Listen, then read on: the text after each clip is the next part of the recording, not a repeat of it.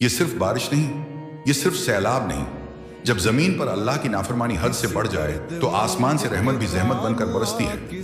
سوال یہ ہے کہ ہم بحیثیت قوم اللہ سے ایسی کون سی اجتماعی بغاوت کر رہے ہیں؟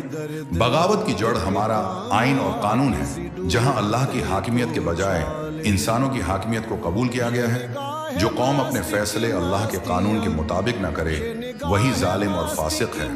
ہماری معیشت اللہ اور اس کے رسول سے کھلی جنگ پر مبنی ہے۔ سودی نظام ہماری رگوں میں دوڑ رہا ہے اور ظالمانہ ٹیکس نے غریب کی کمر توڑ دی ہے۔ اسلام تو مسلمانوں سے زکوہ صدقہ اور غیر مسلموں سے جزیہ لیتا ہے، مگر یہاں تو مسلمانوں کا ہی خون نچوڑا جا رہا ہے، اور اس غیر شرعی نظام کو تحفظ کون دیتا ہے؟ ہماری عدالتیں جو غیر اللہ کے قانون پر فیصلے دیتی ہیں، اور ہماری پولیس جو اسی ظالمانہ نظام کو عوام پر مسلط کرتی ہے۔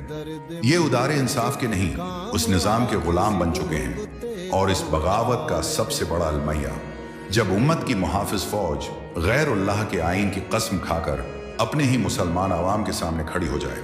یہ وہ فتنہ ہے جس پر نبی اکرم نے فرمایا، جب دو مسلمان آپس میں لڑ پڑیں تو قاتل اور مقتول دونوں جہنمی ہیں۔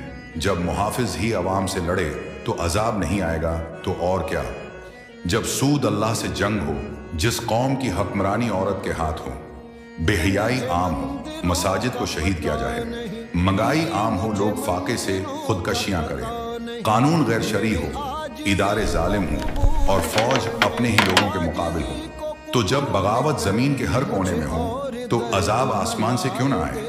مگر اللہ کی رحمت اس کے غضب پر حاوی ہے۔ راستہ اب بھی باقی ہے، اجتماعی توبہ کا راستہ، اللہ کی حاکمیت کی طرف پلٹنے کا راستہ، کیونکہ اللہ اس قوم کی حالت تب تک نہیں بدلتا جب تک وہ خود اپنی حالت نہ بدل لے۔ یہ نگاہ ہے مست کی مستیاں کسی